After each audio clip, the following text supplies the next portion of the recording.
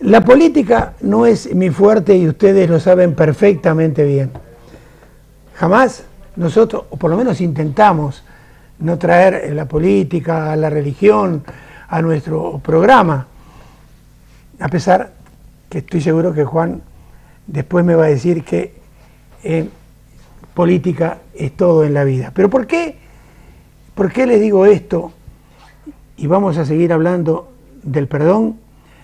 Porque, por ejemplo, hubo un momento dado, hace 4 o 5 décadas atrás, que en nuestro país, por ejemplo, un político iba a un bar y pedía un descafeinado. El camarero le decía: ¿es político usted, no? Sí. Ah, bueno, ya sé, se lo tengo que traer de sobre.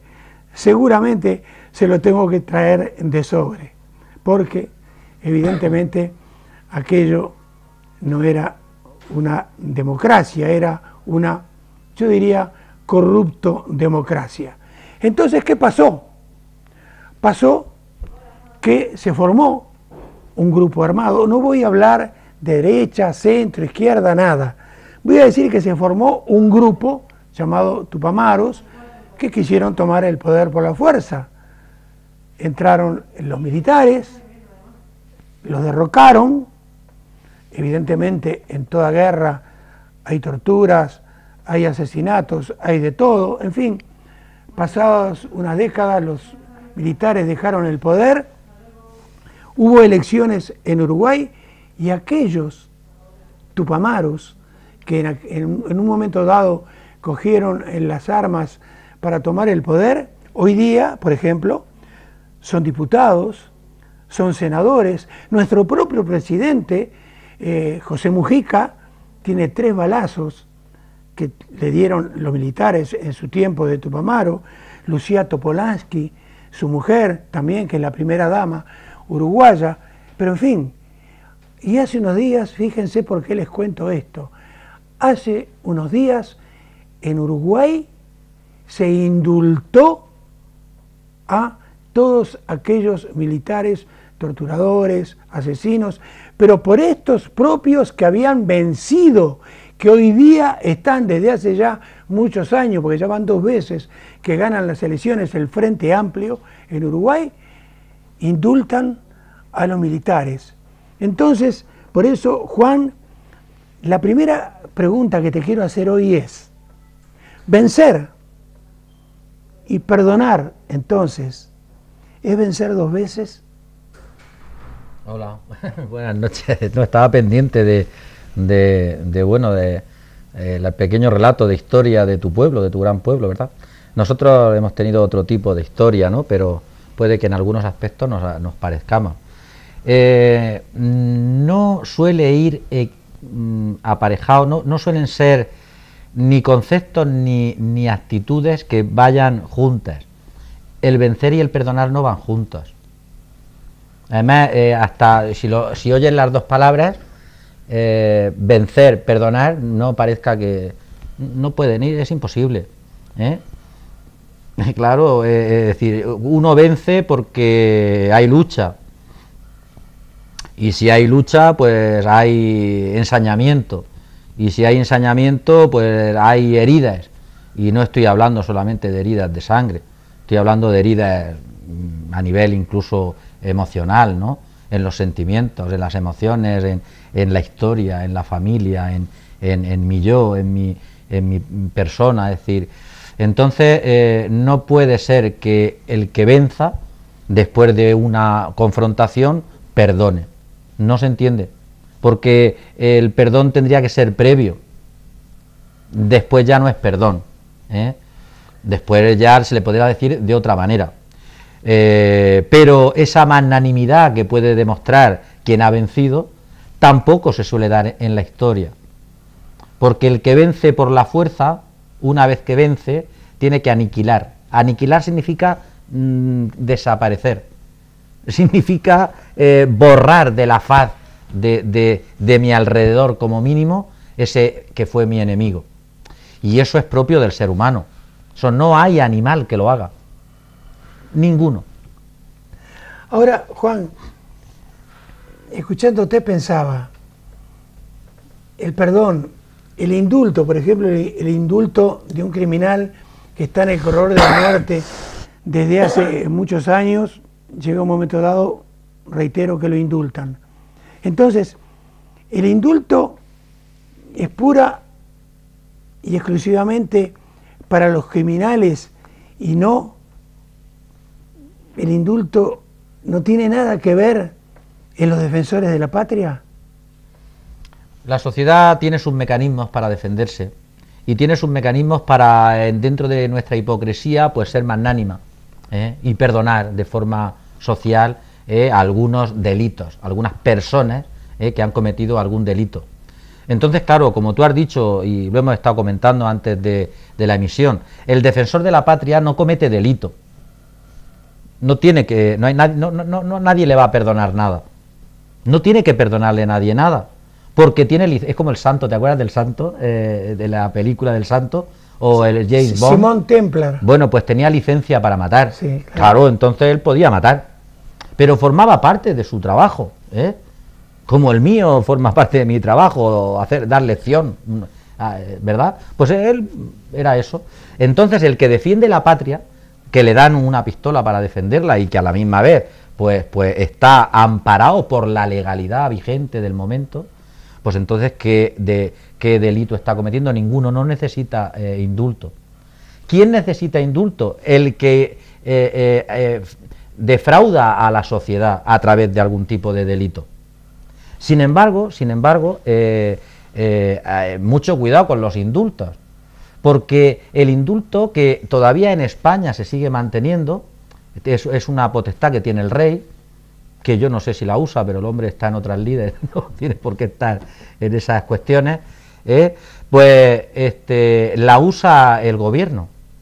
Y esto es algo que se remonta a la Edad Media, o sea, y todavía se sigue manteniendo. O sea, el gobierno, que se sitúa por encima del bien y del mal, porque ha tenido mayoría de votos, y ya, bueno, se piensa que se ha investido doctor honoris causa sobre la moral, decide indultar a unos y a otros no. Por ejemplo, y cuando digo se inviste doctor honoris causa, lo explico. Es decir, por encima de la sociedad. Se olvida, una vez que el gobierno, parece como que la sociedad va por un lado y ellos van por otro. Legisla ajeno a la sociedad a través del Congreso, actúa y toma medidas ajenos a la sociedad, y para colmo, el que tenemos ahora va en contra de la sociedad, que pocas veces se ha dado en la historia. Bueno, entonces, fíjate el último indulto, lo digo porque muchas de las personas que nos estén viendo dirán, pero bueno, ¿cómo se le ocurre hablar de este indulto?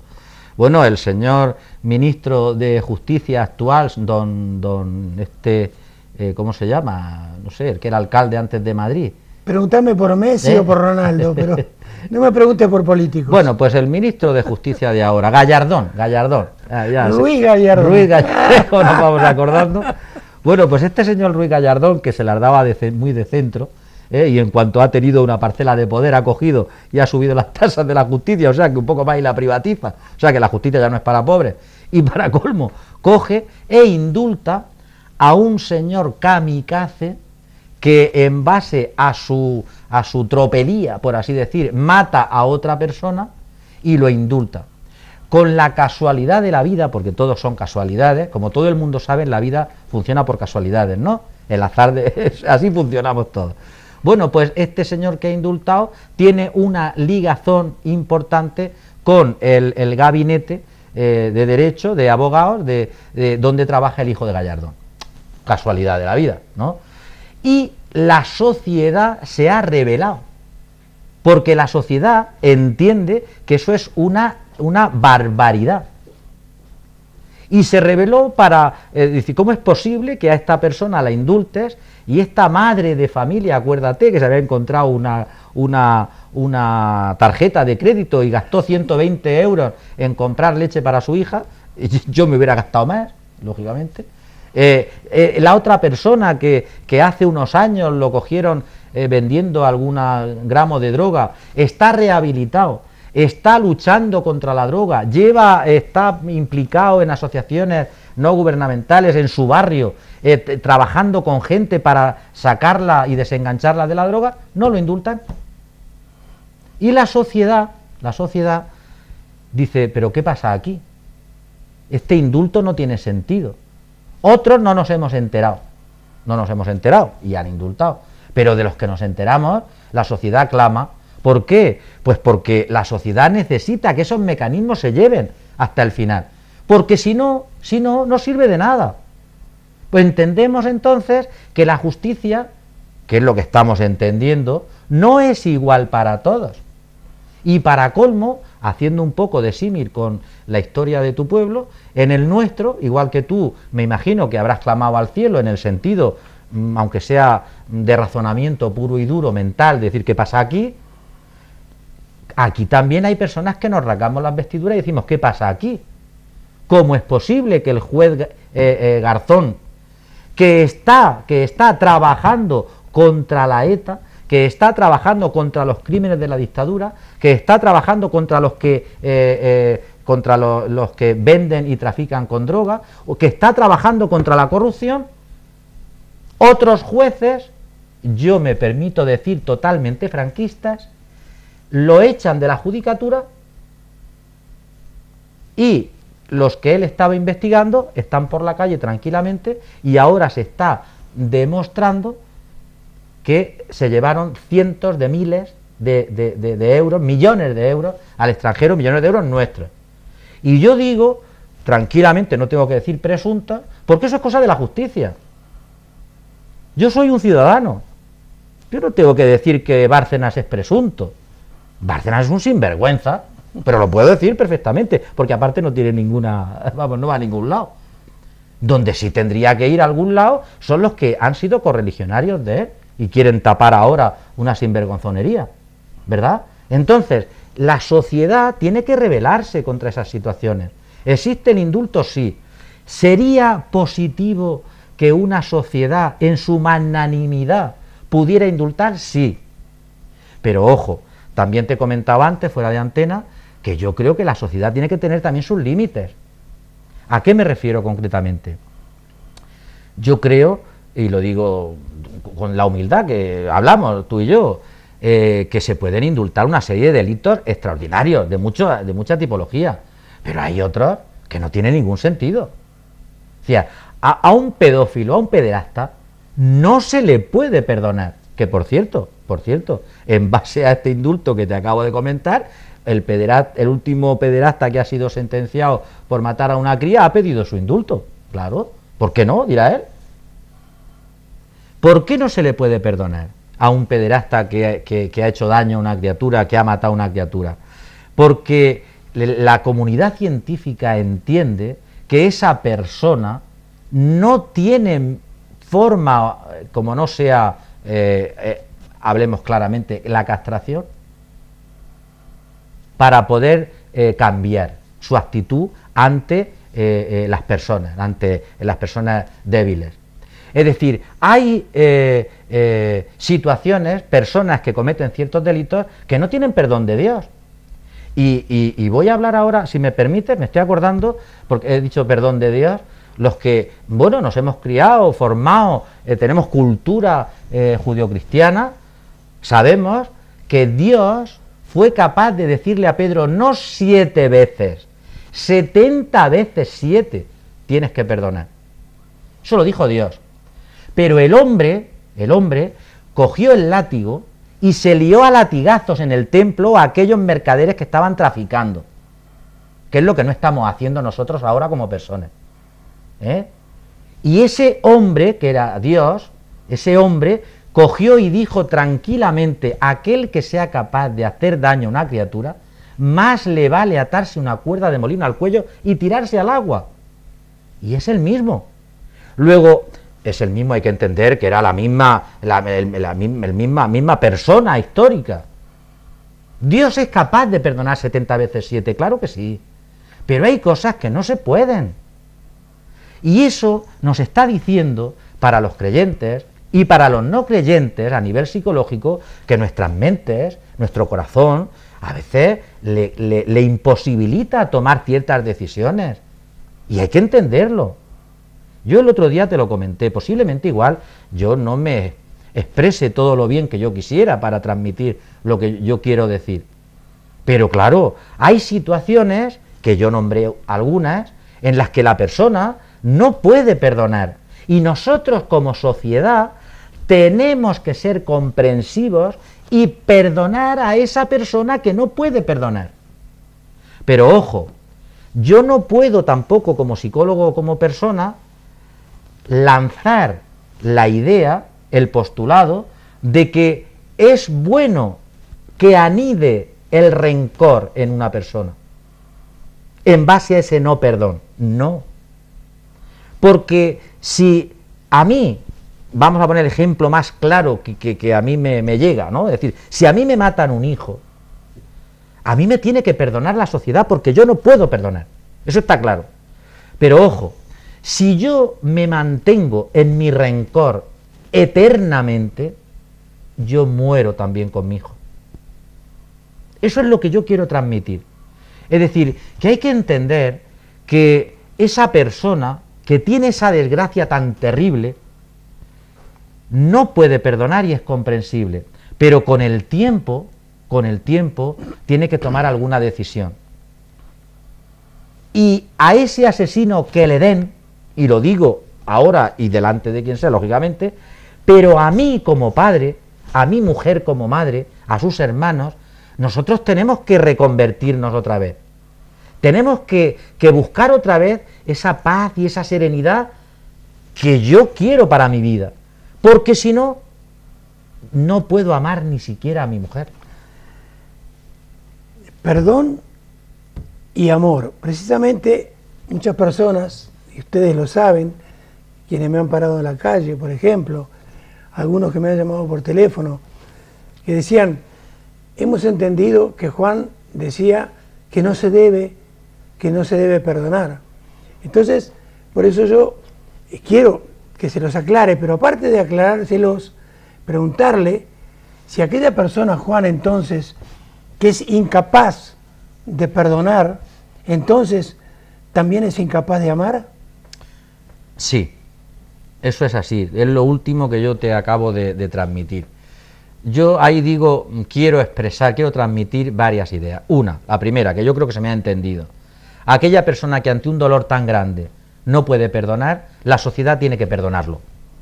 Es decir, no puede ser decir perdona, perdona, no. ¿Por qué? Con otras palabras más sencillas, esas situaciones hay que cocerlas. Necesitan su duelo. Todos necesitamos ese duelo. Porque ante cualquier pérdida tiene que haber un duelo. Y en ese momento los sentimientos son de rabia, son de dolor, son de venganza. Y eso hay que respetarlo. He dicho ahora mismo, he dicho que Jesucristo, como hombre, cogió el látigo y se lió a latigazos. Hombre, no va a la sociedad, y yo como sociedad no voy a comprender que esa persona esté dolida y esté llena de dolor y de rabia, y que tenga rencor. Pero claro, lo que yo también digo es que ese rencor no puede anidar per secula seculorum en esa persona. No puede ser. ¿Por qué? Porque si no, ya ha muerto en vida. Es decir, ahí tiene que haber como un proceso, tiene que llegar un momento en que esa persona tome la decisión, no de perdonar al asesino que le den, sino de perdonarme a mí mismo, a mí como persona, y de aceptar la vida. La vida. Es que es algo muy sencillo. Es tan sencillo que cualquiera que nos está escuchando no llega ni a reparar de lo que estoy diciendo. Ahora, eso es muy importante, Milton. Aceptar la vida. Es que eso es lo más extraordinario. Y cuando esa persona, y perdóname, cuando esa persona que anidaba el rencor, que tenía ese dolor, posiblemente siga teniendo dolor, pero supera ese rencor porque acepta la vida, acepta al ser humano y puede volver a amar, y cuando vuelva a amar es cuando vuelve a vivir, y es cuando podrá crecer, y es cuando podrá ser otra vez persona. Pero yo no puedo abanderar el rencor, no, pero no puedo por convicción y por persona y por lo... Es decir, no, lo que sí puedo es comprender que ese rencor esté en un momento determinado de tu historia. Claro que sí. ¿Por qué hay que perdonar así por...? No, hombre, no. Tengo que decidirlo yo. Tengo que iniciar yo el proceso y tengo yo que vivenciar otra vez que me beneficia, que me hace bien y que vuelvo a vivir, pero no se puede vivir enquistado en el rencor, no es vida, eso no es vivir, no casa tampoco, eso es muerte. Y la vida, el vivir, el querer, el vivir, pero no que me viva la vida. Es que son imágenes que hay que entenderlas. Si yo guardo el rencor, la vida me vive, me domina, puede conmigo. No, yo tengo que poder. Pero esto no es desde el principio, esto tiene que ser un proceso, y eso es lo que yo digo de comprender a esas personas. Y tenemos que comprenderlas. Una advertencia. Nunca más me digas, perdóname, cuando de repente la gente viene a escucharte a vos, porque vos sos el invitado que viene a enseñarle a la gente toda la sabiduría que encerrás en vos mismo. Porque yo quisiera hablar un poco de la idiosincrasia de los pueblos. Yo, por ejemplo, me siento actuar, fíjense lo que les digo. Si yo digo eres, digo mira, digo sube, digo ven, yo estoy actuando. Yo digo sos, digo mirá, digo subí, digo bajá, soy yoruba, soy sudaca, ¿tá? Y soy un mal periodista, pero traigo buenos invitados, ¿tá? Entonces, yo te tengo que perdonar, no te puedo perdonar si te callas la boca, al contrario. Tenés que hablar todo lo que la gente quiere que vos hables. Ahora bien, esa clemencia que mucha gente dice que hay que tener, pero esa clemencia que perdona finalmente a los asesinos, ¿esa clemencia es asesina? Pues me ha parecido que me lo has preguntado antes, es asesina desde el mismo momento en que permite que no tenga una repercusión ese asesinato. Es decir, la sociedad coge y a ese asesino lo recluye, si lo coge, lógicamente, y le está perdonando de alguna manera no tratarlo como él ha tratado a otro ser humano.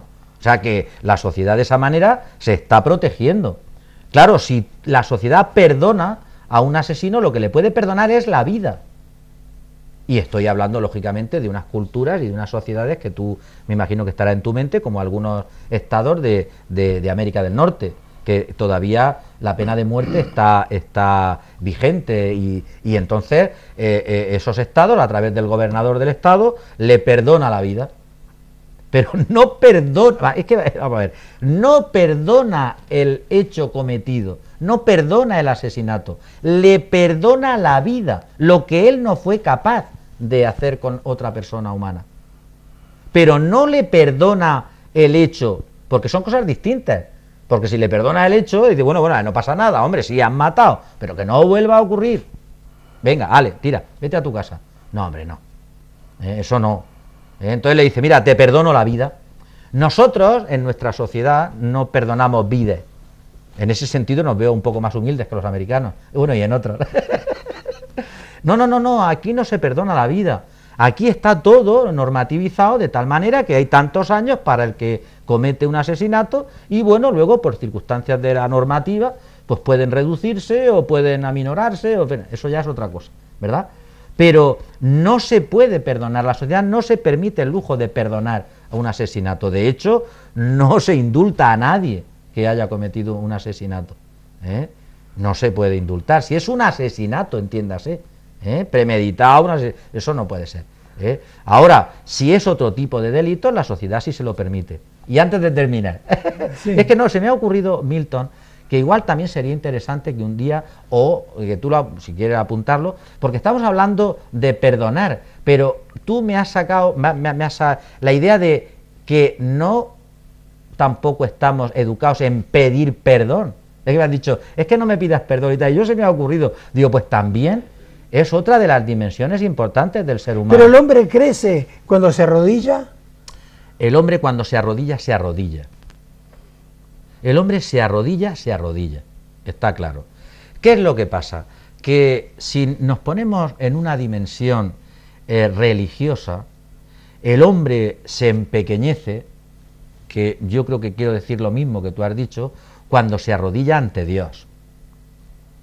Entonces se hace grande, ¿por qué? Porque se empequeñece, se va a su sitio, porque ante Dios uno se tiene que empequeñecer, pero solamente ante Dios, el que sea creyente. ¿Me explico? Es decir, porque el que se arrodilla, se arrodilla. Y entonces, esta frase se la...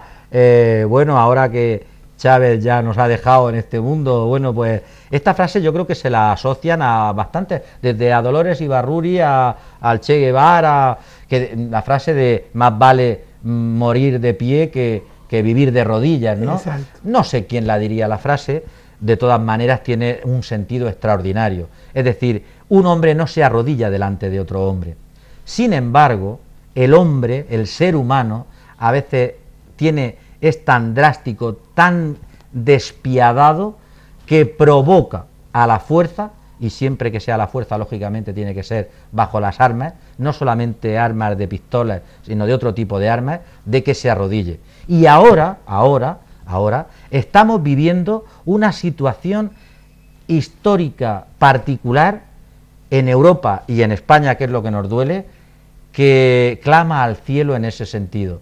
Porque el gobierno, la clase empresarial, están intentando, están legislando que el obrero, que el trabajador, que el resto de personas que no soy yo, que no soy gobierno y que no soy empresario, se pongan de rodillas. Y eso es algo que si no somos capaces de entenderlo ahora, posiblemente cuando lleguemos a entenderlo sea un poco tarde. Porque o hay un giro importante o tiene que haber una situación de conflictividad con toda seguridad. Porque nos podemos poner de rodillas una temporada, bueno, pero vivir de rodillas, eso no puede permitirse, no se puede permitir. Y esta es una situación que ahora se está provocando. Y no es nueva, Milton. Se vuelve a reproducir la historia. Mira, mañana viernes, en mi pueblo, van a homenajear a una señora. Y he dicho una señora con todas las de la ley. Una señora. Esta señora tengo la suerte de que es vecina mía, Águeda. Ayer estuve con Águeda y con su hermana. Me estuvo contando cosas de cuando era joven, de cómo luchaba como obrera con los obreros, cómo estaba trabajando en juventudes católicas, que entonces el mundo obrero era tremendamente importante a través de la iglesia, de la iglesia obrera, de la iglesia de calle, de la iglesia trabajadora, y cómo aquello estaba mal visto, cómo luchaba. Y yo me acuerdo, ayer le lo dije a Águeda, digo, Águeda, qué triste debe de ser, y debe de ser muy triste, ver que después de 50 años se vuelve a reproducir la historia. Y se vuelve a reproducir en el sentido de que se vuelve a pisotear los derechos de la persona, se vuelve a tirar por tierra a la misma persona, en donde otra vez el pobre es más pobre, en donde otra vez el enfermo no tiene menos derechos, en donde la educación está menospreciada y despreciada por parte de quien tiene la obligación de que siga adelante, en donde se nos está faltando al respeto olímpicamente día a día, y otra vez se vuelve a reproducir. No digo la contestación, pero es una situación muy triste, Milton. ¿Por qué se produce? Pues porque a veces, y ahora alguien que me malinterprete y me da igual, porque a veces se perdona tontamente, hombre. Porque la sociedad tenemos más bondad de la que se merecen algunas personas. Entonces, y para terminar, porque se nos fue el tiempo, pero de todas maneras, ustedes me lo han dicho reiteradamente durante estas 2 semanas que habíamos grabado antes sobre el perdón con Juan, y ustedes, el 99%, me ha dicho, hay que perdonar, hay que perdonar, hay que perdonar. Entonces, como última pregunta, y escuetamente entonces, te quiero preguntar, que entonces, si todo está perdonado de antemano, entonces, eso quiere decir que, yo qué sé, todo está cínicamente permitido. No, no es verdad. Yo no lo veo así. Es que posiblemente a veces podamos mezclar algunas, creo yo, algunas cuestiones. Mira, repito, yo soy creyente, yo soy cristiano y algo he leído y, hombre, la cultura trasciende. Está claro que la idea para el cristiano de salvación es previa a lo que yo pueda hacer o no hacer. Es decir, si no, no tiene ningún sentido que en la estructura de religión cristiana haya venido Dios a salvarte y ahora tú tengas que estar luchando por salvarte. No tiene sentido, ¿verdad? Entonces, de ahí viene la idea de que se haga lo que se haga, uno está perdonado. Luego ya, si quiere, otro día hablamos de distintas religiones. Pero eso es una cosa, está claro.